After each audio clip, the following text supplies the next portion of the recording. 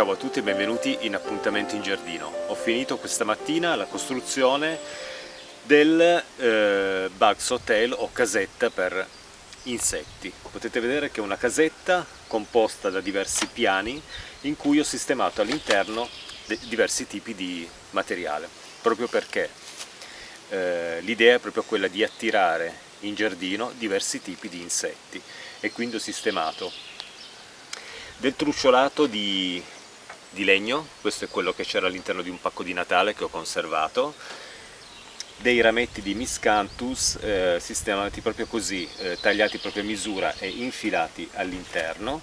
Ci sono dei legnetti di una pianta che è caduta qui nel giardino, siccome andrà poi eliminata ho già cominciato a fare una sorta di pulizia togliendo tutti i vari legnettini, quelli più fini che riuscivo a tagliare, per infilarli in questo scompartimento. In più ho sistemato anche un po' di cartone qui arrotolato. Sotto ci sono le canne di bambù tagliate in diverse misure, quindi un po' più grandi, un po' più piccole, un vasetto di terracotta con della paglia, altri rametti di Miscanthus, le foglie dell'Iris pseudacorus che avevo nell'orto, che avevo portato nella zona del compost ma poi le ho riutilizzate, dei vasetti forati di terracotta che saranno poi il nido di alcuni insetti. Ho inserito anche dei pezzi di corteccia in questo scompartimento.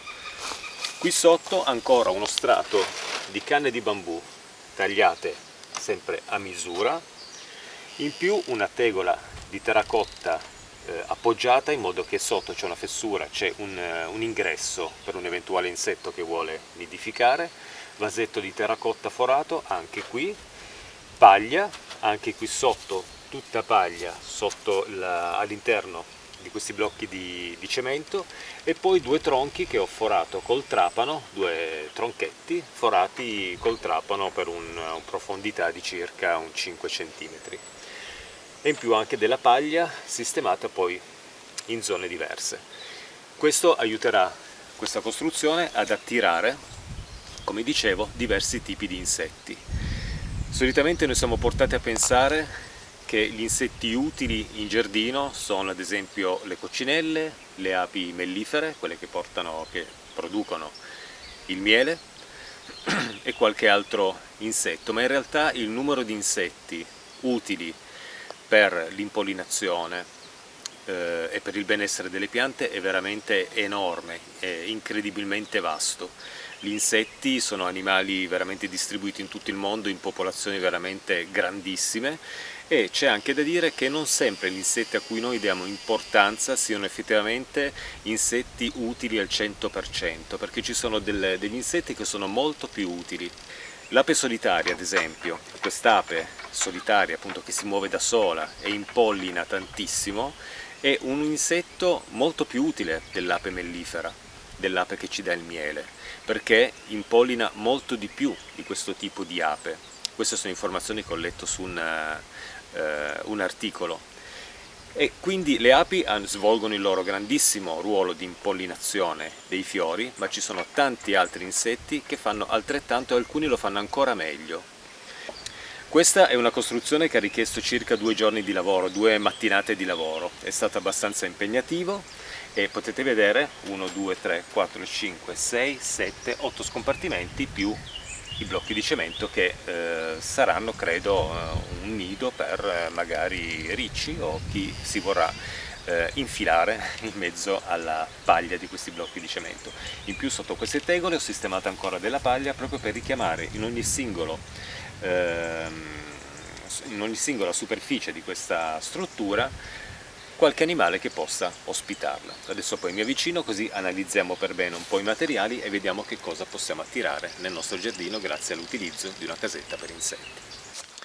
Le zone con la paglia possono essere utili alle coccinelle e ad altri tipi di insetti che arriveranno a nidificare o a ripararsi nella struttura. I legnetti io ho cercato di metterne veramente tantissimi, proprio per creare qualcosa di compatto che in più rimanga anche un pochettino umido all'interno e buio.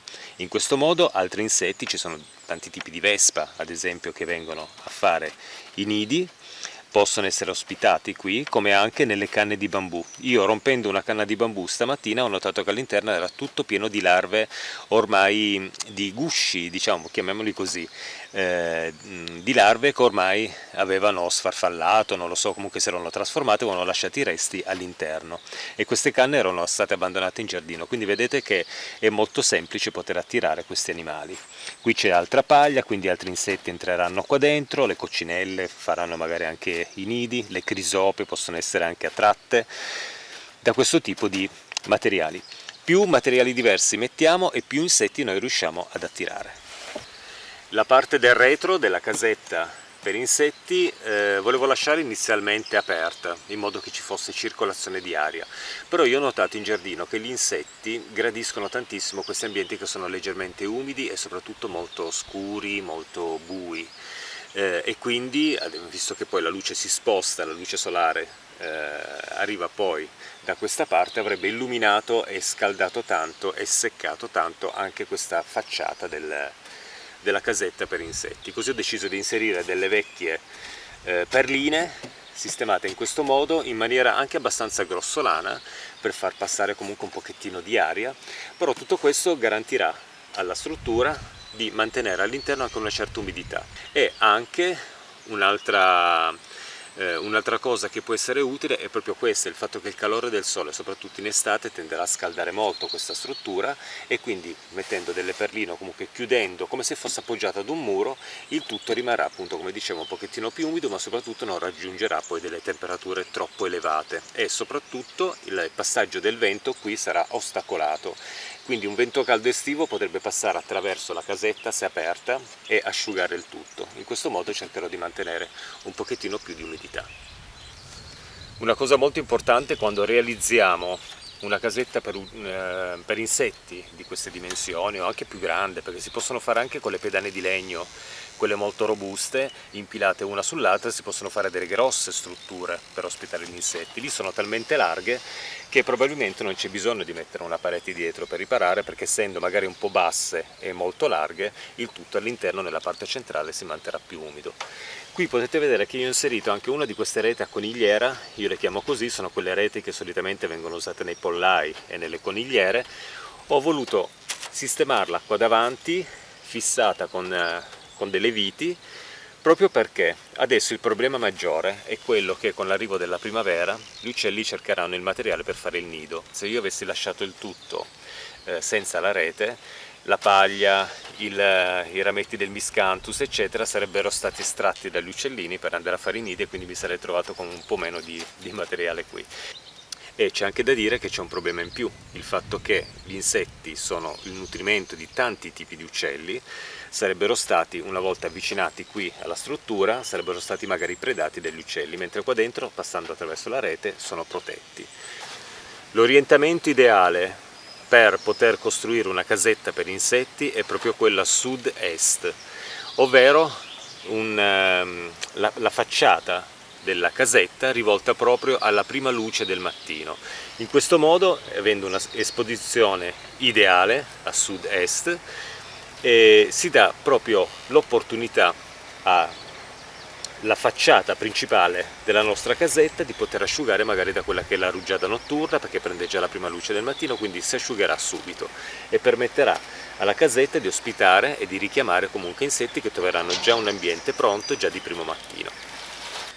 Quando mettiamo un tetto alla nostra struttura, ricordiamoci di farlo sporgere sempre un pochettino. Adesso questo non sporge tantissimo, magari poi più avanti farò una modifica, qui sporge un po' di più, per il semplice fatto che, essendo di legno, la struttura, se ci piove sopra continuamente, magari per mesi e mesi, poi rischia col tempo di marcire, e quindi bisogna fargli un tetto abbastanza largo in modo da non permettere alla pioggia di raggiungere appunto la struttura, ma soprattutto di non bagnare i vari materiali.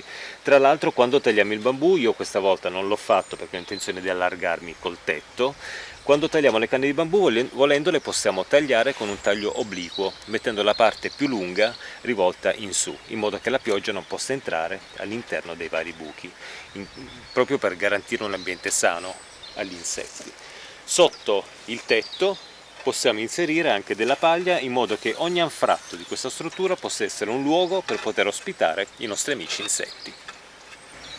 Che tipo di manutenzione richiede una casetta per insetti? Una casetta di questo tipo, anche fatta su pedane, anche molto più grande, richiede una manutenzione biennale. Ogni 2 anni circa bisognerà, in un periodo in cui non c'è colonizzazione degli insetti nella casetta, magari nel pieno inverno, bisognerà sostituire e riempire tutto ciò che si è svuotato, perché ricordiamoci che essendo tutti i materiali sono materiali naturali, qua dentro non c'è assolutamente nulla di plastico, si deteriorano comunque col tempo e quindi noi possiamo osservare la nostra struttura e di volta in volta, magari una volta ogni anno o ogni 2 anni, possiamo fare dei piccoli interventi per ripristinare il tutto. Le canne di bambù, se protette da pioggia e neve, resistono abbastanza, sono abbastanza resistenti, quindi qui l'intervento sarà fatto tra 2 anni per quello che riguarda questa striscia. Per quello che riguarda la paglia invece secondo me tra un annetto poi bisognerà cominciare a metterci mano e a riempire di nuovo. Per i legnetti anche secondo me anche un 2 anni può andare bene per questi legnetti, perché gli insetti gradiscono soprattutto per quello che riguarda il legno un qualcosa che non sia proprio molto fresco ma che vada un po' verso il deterioramento. Infatti ho scelto proprio dei rametti tra quelli ormai che erano appoggiati per terra e quindi erano già molto umidi, alcuni erano già un po' morbidi e quindi si capiva che erano verso la disgregazione proprio, no? La decomposizione. Quindi ho scelto proprio dei rametti non proprio sanissimi, proprio per garantire un ambiente adatto ai diversi tipi di insetti. Il cartone anche col tempo diventerà morbido, bisognerà sostituirlo e come dicevo la paglia poi andrà poi sostituita probabilmente tra un anno, più che sostituita, rimpiazzata con della paglia nuova, perché all'interno può sempre sostare qualcosa, qualche animaletto che magari ha bisogno di un periodo molto lungo per potersi trasformare e diventare, non lo so, una vespa, una farfalla, un altro tipo di animale.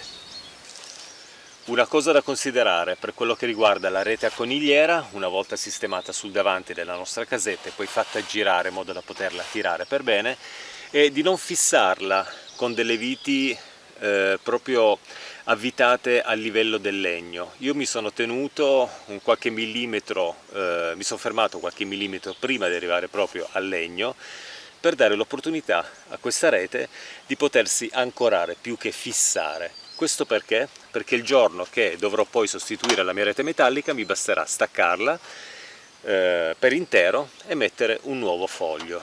Logicamente la rete metallica secondo me avrà una durata non dico eterna, ma durerà veramente tantissimo.